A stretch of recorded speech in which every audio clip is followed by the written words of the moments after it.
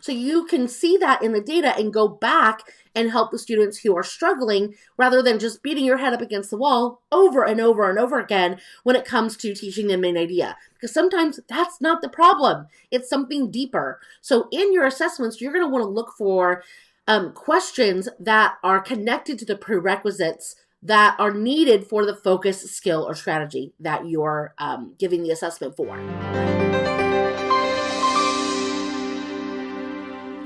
Hi everyone, welcome back for another episode of Adventures of Comprehension. So my name is Ciera Harris. I am the author behind Ciera Harris Teaching. I come to you every week to talk about all things reading comprehension. What are we talking about tonight?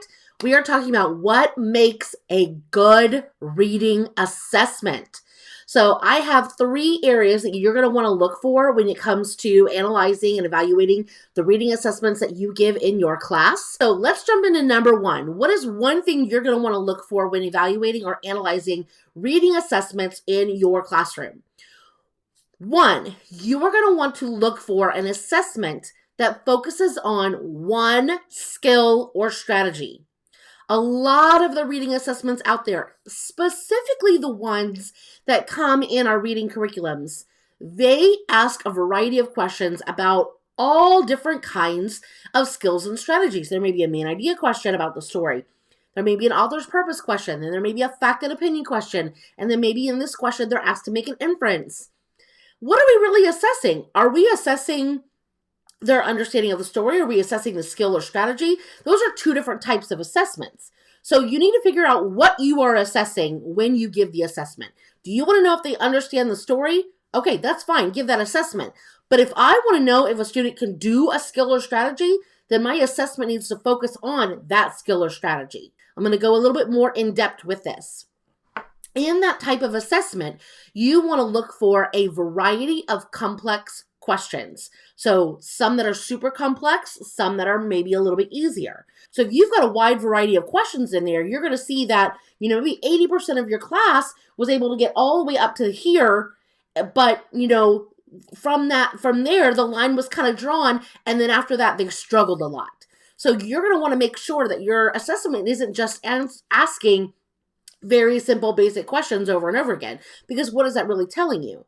Or maybe the assessment's asking way too complex questions over and over again, and all your students are going to struggle. So you want to have that balance. You want to have some simple questions focusing on the skill and some more complex questions focusing on the skill.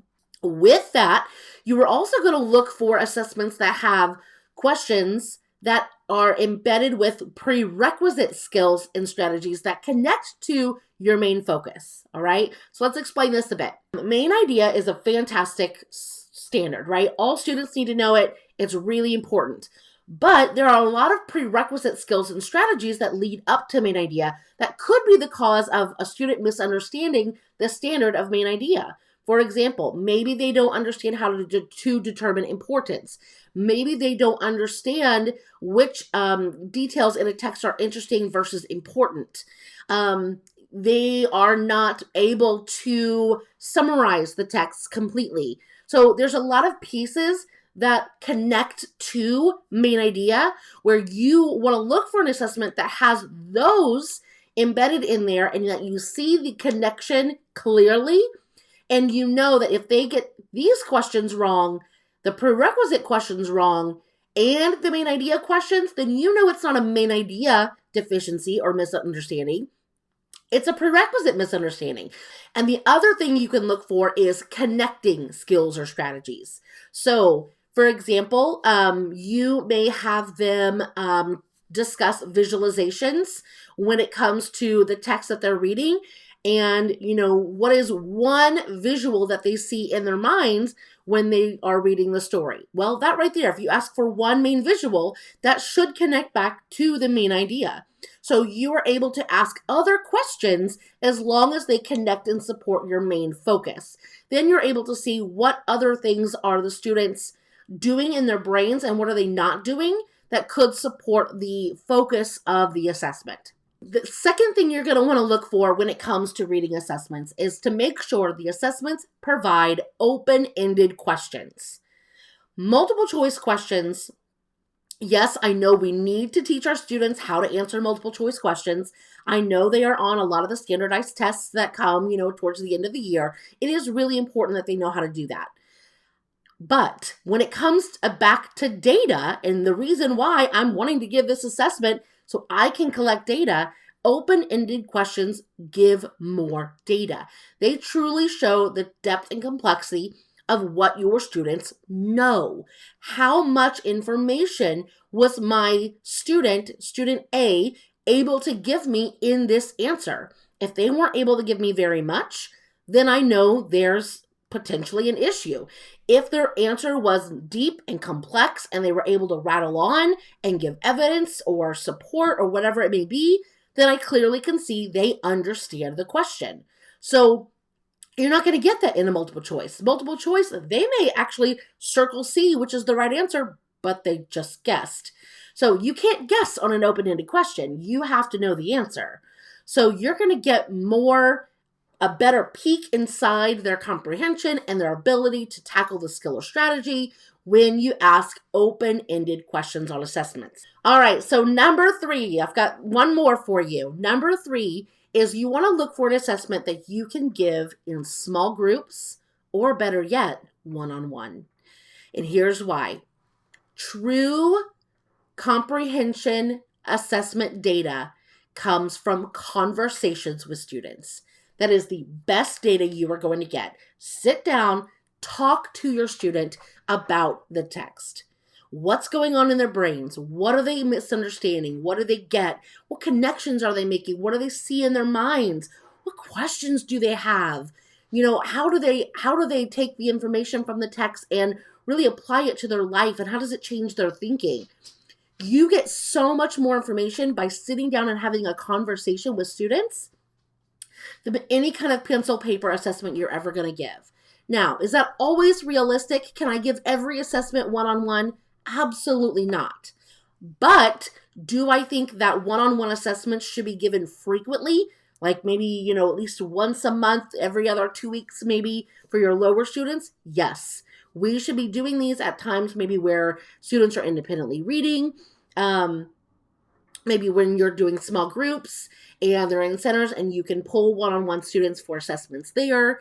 You just look for the time in your day that your students are occupied and where you can do some of those small group or one-on-one assessments, all right? Because that's where you're going to get the biggest bang for your buck. Hey everyone, so sorry to interrupt, but I want to make sure that you are loving the content coming from Ciera Harris Teaching on YouTube. So make sure if you are loving this to subscribe and also like and comment below. I would love to hear from you. So we just talked about really fast 3 different things that you're going to want to look for in reading assessments that make strong reading assessments. Now, don't go away just because I said we're done with all 3. I told you that I have a solution. Are you ready to hear the solution? I hated giving reading assessments in my classroom because I always knew they weren't the best assessments. So I sat and brainstormed and figured out what a good assessment needs to be, including all 3 of these pieces: the focus on one skill, the open-ended questions, small group or one-on-one, plus all the other things that make strong reading assessments. And I came up with what I think is a fantastic solution. So I'm here to present to you my differentiated reading assessments. So I'm going to give you a sneak peek of what these look like and how to use them in your classroom. So I pulled just one out of the 260 passages that you would get in this resource. So this is just one. So let me kind of walk you through it.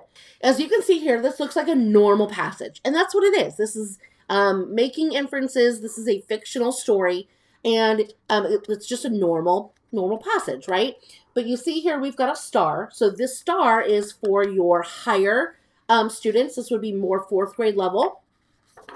Then we have one with a circle. It's the same story, but just 1 grade level down. And this is for your on-level students. And then we have the same story again, but 1 more level down. This would be more 2nd grade. And again, the same story, but with a square, okay? So you have the same story, but 3 different levels. So you're able to differentiate for all of your students.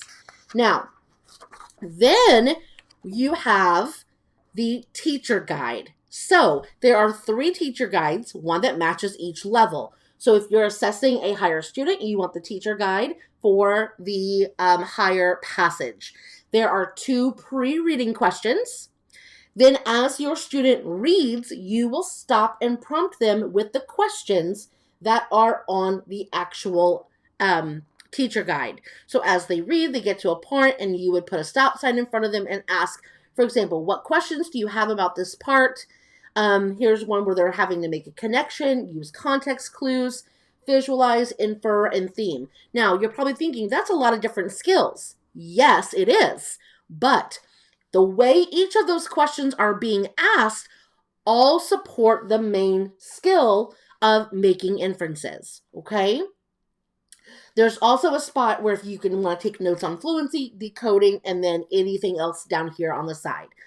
So this would be your page. So your student page would be in front of them. You would have this in front of you. And again, they're all open-ended. So you're able to really have a conversation with your students to see what they understand and what they do not. Now, like I said, there are 3 different versions of this, one for each level that your student would be doing. So it looks the same. They are the exact same questions. They're just maybe in different spots because the story is a little different. So, and then there's one for your lower. On the back of your teacher guide is a rubric, as well as 2 post-reading questions. So when you are done, they've read the story, you're going to ask them your 2 post-reading questions, and then they are done. Now, there is a rubric. So you'll see here on the side all of the different skills that were assessed, both all in the pre-reading, the post-reading, and the actual questions during reading. So you are going to rate your students whether they understood or were able to answer the question and were they not. So I've got a little rating scale down here. A 1 means the student has a distinct gap in understanding of the specific skill or strategy. A 2 would be they were on target, meaning they got the right answer, but they gave kind of minimal evidence and support for the answer. So they got it right, but they didn't really elaborate on it. And then a 3 would be the student was on target and they supported their answer with evidence and elaboration. And then, of course, you could put notes here based on their answers. You can write down, what they said. If you want to write quotes, anything like that goes. So there's lots of different space. So these 2 pages would be front to back, and those are yours, and your student would only have the 1 page. This is your new reading assessment. This helps you combat all of the issues of reading assessments that we currently have in our classrooms. So this focuses on 1 skill. Yes, it does ask questions that are others, but every single question, whether it's visualization, theme, making connections, asking questions, all of those support the overall focal skill of making inferences. And you will see that once you start reading the questions and see those connections yourself. All right. And then you are able to give an assessment here or rate every single skill and strategy that's on the assessment. So there are prerequisite skills here. Maybe they're not using metacognition as they read. So you see maybe there's a 1 rating in connections, asking questions, and visualization. Right there, that tells you they're not using metacognition because those are metacognitive strategies. So to go back and focus on those because they're not thinking while they read. Then context clues. If they don't understand a certain word, then that word applies to the inference. They're not going to be able to make the inference. So they need more help with context clues. Do you see how these things all really connect back? So you're able to really use this data to pinpoint what prerequisite skills, what connecting skills, and the main skill, where does the student need help? And then you're able to move on from there. Now, I didn't give a scoring guide as far as like whether A, B, C, or D, all of that. That's completely up to you, how and what you want to take a grade for. That's a personal decision. But you were able to use the rubric and everything included to be able to assess your students. Now, that, like I said, is just 1 for every skill in the resource, there are 4 different stories. So there'd be this times 4 for every skill. There are 24 skills included. So that equals over 250 different passages for you to choose from 24 different skills and strategies.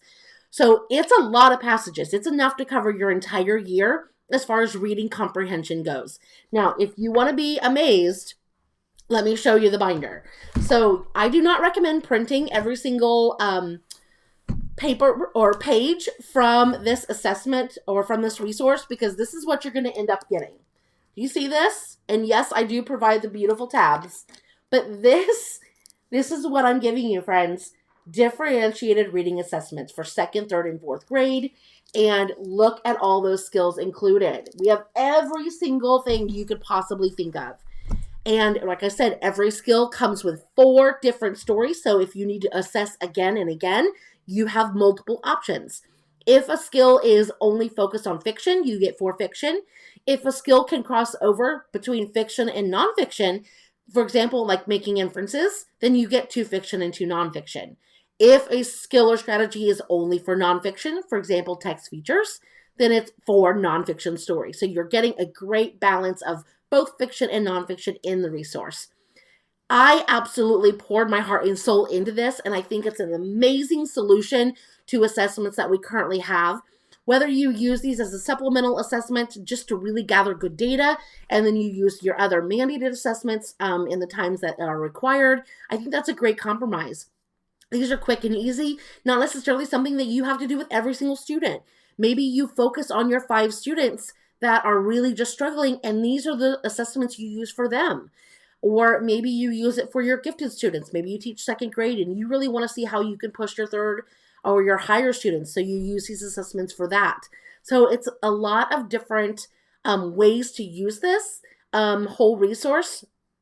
But friends, did you see that binder? Like, oh my gosh, this has been, like I said, months in the making. I have been pouring every single minute and piece of love that I have in this, because I want to give you assessments that work. And that's the theme for tonight. What makes a good reading assessment? I think these make a good reading assessment. So also, if you do go and grab these, by the way, it's all one big bundle. They're not separated by individual skill, but I also give you a beginning of year, middle of year, and end of year assessment in there as well for free. So that will be in there, and there's a huge teacher guide that also breaks down all the information I just told you of how to use it, frequently asked questions, things like that. I give you samples of things filled out. It's all in there for you, so you have the support you need when you go to use these. So if you would like to take a look more deeply at these, go and check out the link in the description. And you can read all the information there and get a great preview as well. So I hope you will definitely check those out. I'm super excited to give those to you and to have you using them in your classroom. So if you have any questions about them, please shoot me an email or comment on this video, and I'm happy to help. So thank you so much for talking with me tonight all about reading assessments. I hope the 3 different points I gave you kind of gave you some things to think about with your current reading assessments that you're using. And then maybe, like I said, you'll go check out the new reading assessment resource that I put together for you. It is huge, but like I said, it's going to last you all year long for years and years to come, and covers every possible basis you can think of. So thank you for checking that out, and I'll see you next week for another episode in Adventures of Comprehension. Bye, friends.